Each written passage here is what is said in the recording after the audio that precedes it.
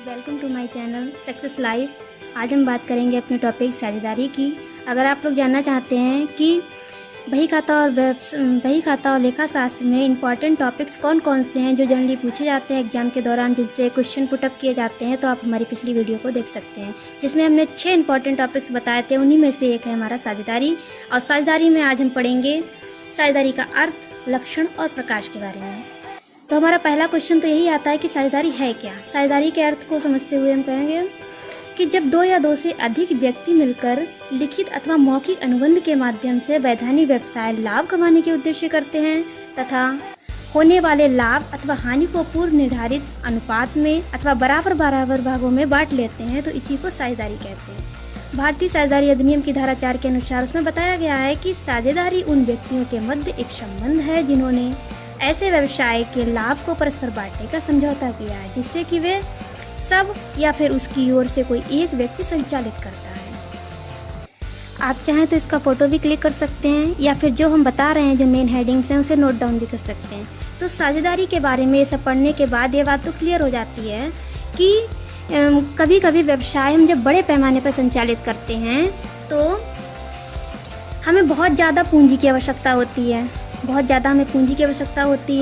बहुत सारे हमें गुणों की आवश्यकता होती है, विभिन्न प्रकार की सब में योग्यताएं होती हैं और ये सारी योग्यताएं एक व्यक्ति में नहीं हो पाती हैं। इसीलिए विभिन्न योग्यताओं वाले व्यक्तियों की इस फर्म में आवश्यकता होती है जो 2 या 2 से अधिक साझेदार मिलकर के एक साझेदारी फर्म की स्थापना, संचालन और बाकी के कार्य में अपना योगदान देते हैं। आगे हम बात करते हैं साझेदारी की विशेषताओं की। साझेदारी की विशेषताएं में पहली विशेषता तो यही है कि एक से अधिक व्यक्तियों का होना। पहले भी बताया जा चुका है, एक व्यक्ति इतने बड़े व्यवसाय का संचालन अकेले नहीं कर सकता, तो इसमें एक से अधिक व्यक्तियों का होना बहुत ज़रूरी होता है। और एक से अधिक कितने व्यक्ति हो सकते हैं वो भी हमारे साझेदारी संलेख में वर्णित होते हैं। जैसे इसमें बताया गया है कि साझेदारों की संख्या बैंकिंग व्यवसाय में 10 और अन्य व्यवसाय में 20 से अधिक नहीं होनी चाहिए। नेक्स्ट विशेषता है हमारी वैधानिक व्यवसाय। 2 या अधिक व्यक्तियों के संगठित होने को साझेदारी फर्म तभी कहा जाएगा यदि वे किसी वैधानिक व्यवसाय को चलाने के लिए सहमत होंगे। नेक्स्ट हमारी विशेषता है उद्देश्य लाभ कमाना और परस्पर बांटना। साझेदारी फर्म का संचालन ही इसीलिए होता है कि 2 या 2 से अधिक व्यक्ति मिलकर के किसी लाभ के उद्देश्य से एक व्यवसाय का संचालन करें, तो इनका उद्देश्य भी लाभ कमाना होता है और जो भी लाभ या हानि होती है वो परस्पर बांटनी भी होती है और वो बंटवारा किस तरह का होता है वो भी साझेदारी संलेख में वर्णित होता है। नेक्स्ट है हमारी विशेषता स्वामी तथा एजेंट का संबंध। जिस प्रकार कोई स्वामी अपने एजेंट द्वारा अधिकार क्षेत्र में किए जाने वाले कार्यों के लिए उत्तरदायी होता है, ठीक उसी प्रकार एक साझेदार अपने कार्यों से अन्य सभी साझेदारों को बाध्य कर सकता है। इस प्रकार प्रत्येक साझेदार फर्म के स्वामी तथा एजेंट दोनों रूप में अपना कार्य करते हैं। नेक्स्ट हमारी विशेषता है असीमित दायित्व। जो हमारी साझेदारी संस्था होती है उसके दायित्व भी असीमित होते हैं। साझेदारी फर्म की समस्त देनदारियों के लिए प्रत्येक साझेदार संयुक्त या दोनों प्रकार से उत्तरदायी होते हैं। साझेदारी फर्म के समापन की स्थिति में यदि फर्म की देनदारियां उनकी संपत्ति से अधिक होती हैं तो लेनदार भी साझेदार से व्यक्तिगत रूप से या सभी साझेदारों से संयुक्त रूप से अपना ऋण वसूल करने के कानूनी अधिकारी होते हैं। नेक्स्ट हमारी विशेषता है केवल व्यक्ति ही साझेदार। जो हमारी साझेदारी संस्था होती है उसमें व्यक्ति ही साझेदार हो सकते हैं। अगर हम ये चाहें कि कोई फर्म या संस्था साझेदारी करे, साझेदार बने, पार्टनरशिप में अपना योगदान दे, तो ऐसा नहीं होता। इसमें केवल व्यक्ति ही साझेदार बन सकते हैं।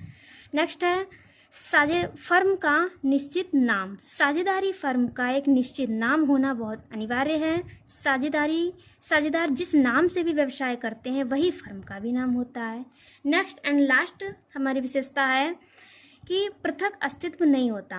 साझेदारों का फर्म से पृथक अस्तित्व नहीं होता। अलग अस्तित्व ना होने का मतलब यह है कि फर्म द्वारा किए जाने वाले सभी अनुबंध फर्म पर लागू होने के साथ साथ प्रत्येक साझेदार पर व्यक्तिगत या संयुक्त रूप से लागू होते हैं। ये तो रही हमारी साझेदारी फर्म की महत्वपूर्ण विशेषताएं। आगे हम बात करेंगे साझेदारी के प्रकार की। साझेदारी कितने प्रकार की होती है? साझेदारी में क्या है? पहली है हमारी ऐच्छिक साझेदारी, सबसे पहले हम इनकी हेडिंग्स को ही बता देते हैं। आप चाहें तो आप इसे इसके नोट डाउन भी कर सकते हैं, चाहें तो फ़ोटो क्लिक भी कर सकते हैं। तो पहली है हमारी ऐच्छिक साझेदारी, फिर है विशिष्ट साझेदारी, तीसरा है सामान्य तथा सीमित साझेदारी, चौथा है निश्चितकालीन साझेदारी तथा अनिश्चितकालीन साझेदारी, और नेक्स्ट है वैध तथा अवैध साझेदारी। अब समझते हैं हम स्टार्टिंग से। हमारी साझेदारी का पहला प्रकार था ऐच्छिक साझेदारी। ऐच्छिक साझेदारी क्या होती है कि साझेदारी अधिनियम की धारा 7 के अनुसार यदि साझेदारी अनुबंध में साझेदारी की अवधि या विघटन संबंधी कोई उल्लेख नहीं है तो ऐसी साझेदारी को ऐच्छिक साझेदारी कहते हैं। नाम से ही विदित हो रहा है, अपनी इच्छा पर जो डिपेंड है, कब से स्टार्टिंग होगी, कब तक चलेगी, विघटन कब होगा, ये सारे जो भी हमारे फैक्ट्स हैं वो सारे उल्लेख नहीं होते, वो ऐच्छिक की साझेदारी कहलाती है। इसके आगे है हमारी विशिष्ट साझेदारी। भारतीय साझेदारी अधिनियम की धारा 8 के अनुसार यदि कोई साझेदारी किसी विशेष कार्य या व्यवसाय करने के लिए स्थापित की जाती है तो इसे विशिष्ट साझेदारी कहते हैं।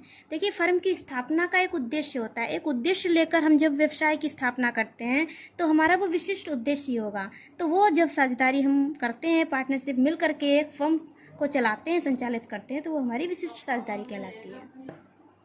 नेक्स्ट है हमारी सामान्य और सीमित साझेदारी। इसमें क्या होता है, जिन साझेदारी फर्मों का नियमन तथा नियंत्रण भारतीय साझेदारी अधिनियम 1932 द्वारा किया जाता है तो उसे सामान्य साझेदारी कहते हैं, और जिन साझेदारी संस्था में कुछ साझेदारों का दायित्व उनके द्वारा लगाई गई पूंजी की सीमा तक सीमित होता है तो वो सीमित साझेदारी कहलाती है।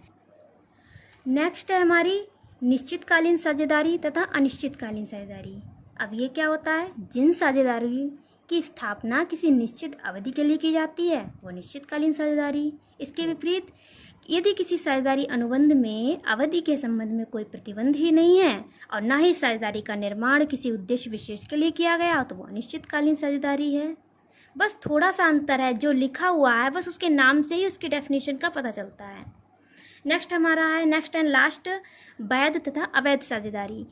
जिस साझेदारी संस्था की स्थापना तथा संचालन भारतीय साझेदारी अधिनियम 1932 के प्रावधान के अनुसार किया जाता है उसे वैध साझेदारी कहते हैं। अब इसमें नाम से ही विदित हो रहा है, वैध जो वैलिड हो, और वैलिड वही होगी जो इसके अधिनियम के अंतर्गत आएगी। वही साझेदारी भारतीय साझेदारी अधिनियम 1932 के प्रावधानों में अगर साझेदारी आती है तो वो वैध साझेदारी है। इसके अलावा भारतीय अनुबंध अधिनियम की धारा 23 के अनुसार कोई भी साझेदारी जो किसी अवैधानिक व्यवसाय के लिए की गई हो उसे अवैध साझेदारी कहते हैं। तो ये तो रहे हमारे साझेदारी के प्रकार।